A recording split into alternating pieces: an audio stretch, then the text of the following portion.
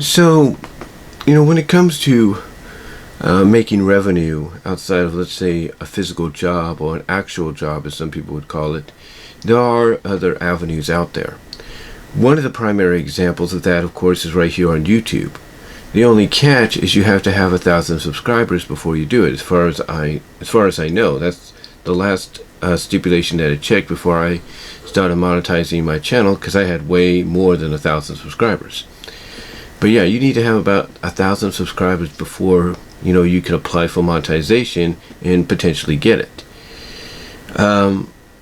Other places besides YouTube that do this from a uploading video perspective are places like Vimeo, places like BitChute, I think they're doing it, and a few others.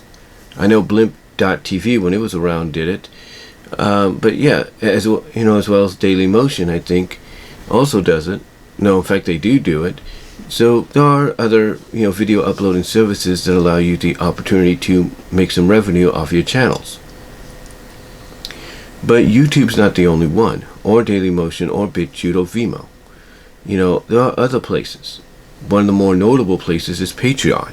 Patreon's been around for quite some time now, several years.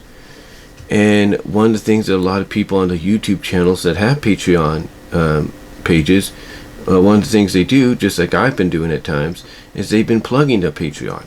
They've been saying, hey, go to the Patreon page and become this or become this certain tier, or enroll in this certain tier, and you'll be able to do this or that.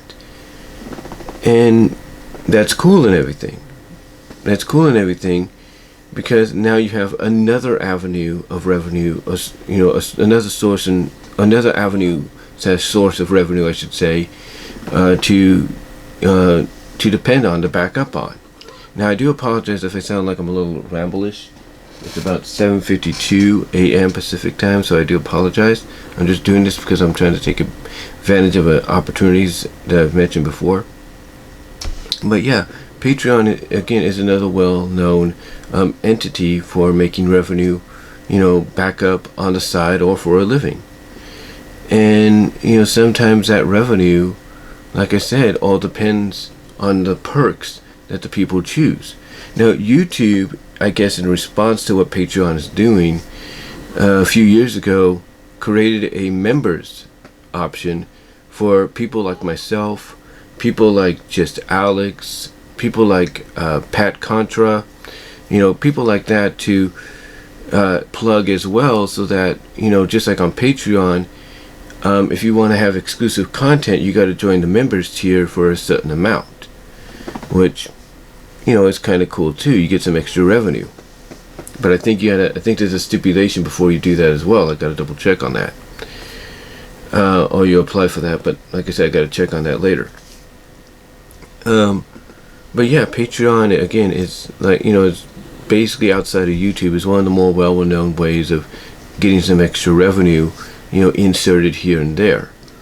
And there's no doubt that Patreon is one of the sites known for artists, from places like DeviantArt and Furfinient and So Furry and Inka Bunny and all them.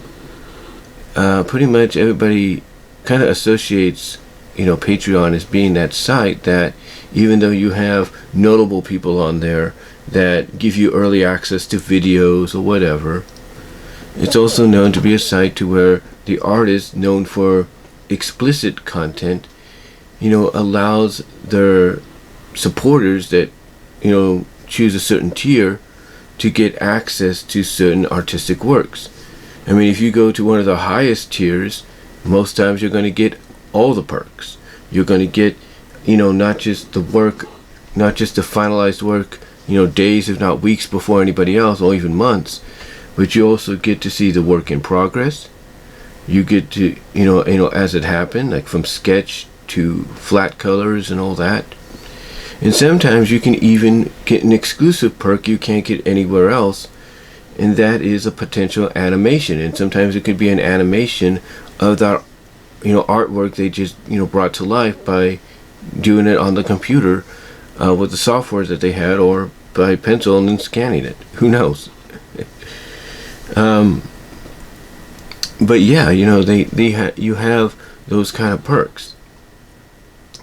But believe it or not, Patreon's not the only place either. There's other places. One notable place that I got surprised by when I found out about it is called Gumroad. Gumroad is basically another site that allows people to make some revenue off their artistic abilities, if you will. But most time those artworks that they make revenue off of is a little explicit, if you know what I mean. They're a little bit explicit, and they decide, okay, you know, I'm not going to make any money, you know, just posting it on DeviantArt or posting it on for Affiliate. How can I make some money off of this? Oh, I know, I'll go to Gumroad. Now they could also go to Patreon, which I'm sure they've done, and if not considered. But Gumroad, you know, they get directly paid the moment people purchase the item, I should say. You know, they automatically get paid. Yeah, I know that's hard to believe, but it is. Oh, but they do. Because you see with Patreon, it's a monthly thing at times, and it all depends on how many Patreons you have supporting your channel. And with YouTube, it's kind of like a monthly to bi-monthly situation, because, you know, the catch when you monetize with YouTube is you got to make sure you make about $100, if you will, for that month. You got to make sure you make $100 each month to get paid monthly, because if not, they just take what you make every month and combine it with the next month. So let's say one month you make $50, and then the next month you make $50. You know, guess what? 2 months later you get paid. I mean, a month later you get paid. Let me kind of simplify that a little bit, because I know it sounded confusing. So let's say you make 50 in May and 50 this month, you'll get 100 in July. That's how it works. So that's the only catch, is you got to make sure you make about $100 a month if you want to get paid monthly, because if you only make less than that, then you got to wait literally not the following month, but 2 months later to get paid. Now, yeah, it is a pain, but guess what? You know, at least you're getting the silver linings. At least you're still getting paid for your content. So again, there are a lot of avenues, but the question is, obviously, is why are people doing it?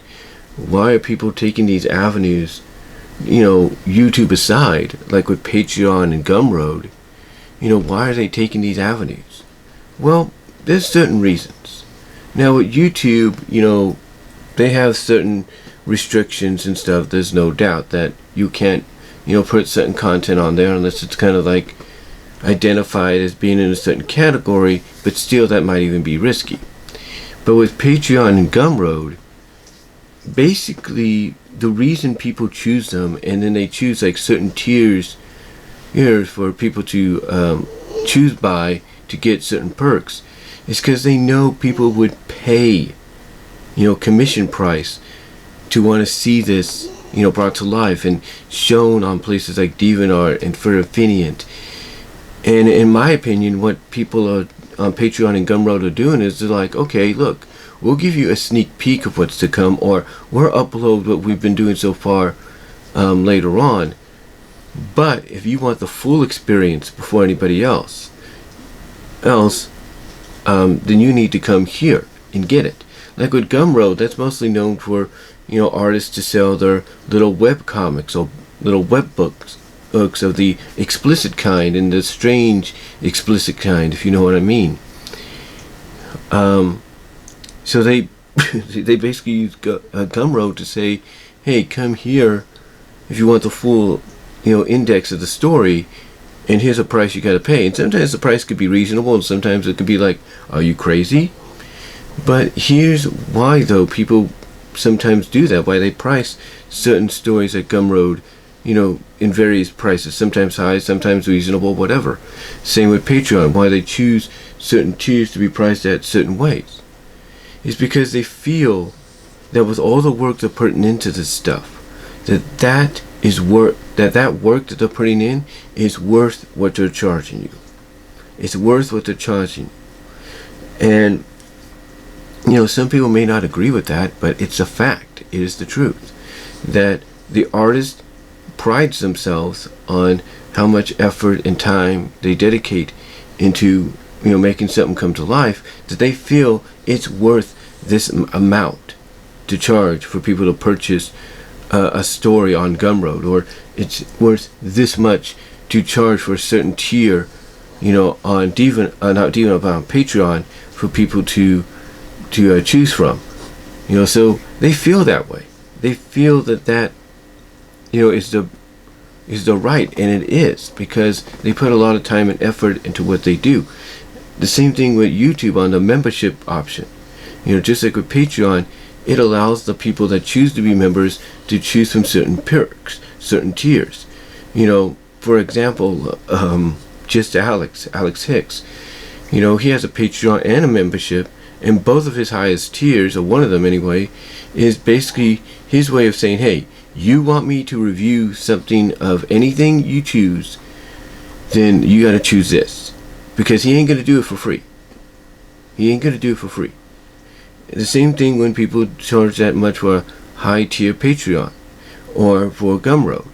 They're like, hey, you want us to do this kind of stuff, you want us to review this, you want us to draw that, as strange as it may be, or strange as it may sound, then guess what? We're going to charge this amount because it's something that normally we don't always do. We just dabble in or consider, or not even consider or dabble in at all, but if you want us to do it, we will do it. And this is why they choose it, or they choose this amount to charge or use as a tier option on Patreon, or charge for a purchase on Gumroad. And the same with YouTube with the membership system. So anyway, not to make this any longer and more ramblish than it is, but in closing, for anybody that's wondering why folks like myself or Alex Hicks or Josh Scorcher or anybody decide, hey, we want to make some money on the side or make a full-time revenue living through things like Patreon and YouTube and Gumroad and all these places, it's basically because we know that, one, it is a risk that we're taking. It is a risk. But two, we also know that if people want us to review, talk about, or even draw or whatever, or create certain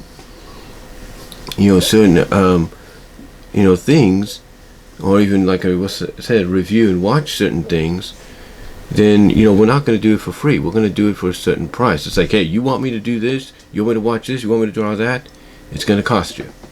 So yeah, but I get that some people might be a little concerned, or concerned that this isn't right, and that you should just as a person review something, take a request and just review it for free, or take a request and just draw it or bring it to life for free. I get that. But nowadays people are like, look, we have all these options now outside of being in physical places, which they still go to, physical jobs.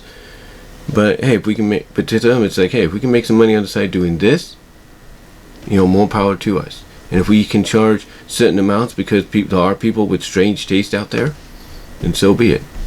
But anyway, I know it sounded like I rambled a little bit here. Like I said, it's early, and I do apologize. But let me know what your thoughts are. What are your thoughts on people utilizing Patreon, Gumroad, and even the membership option here on YouTube and other places to make some revenue on the side, even with podcasting as well, because yeah, podcasting allows you to do it too.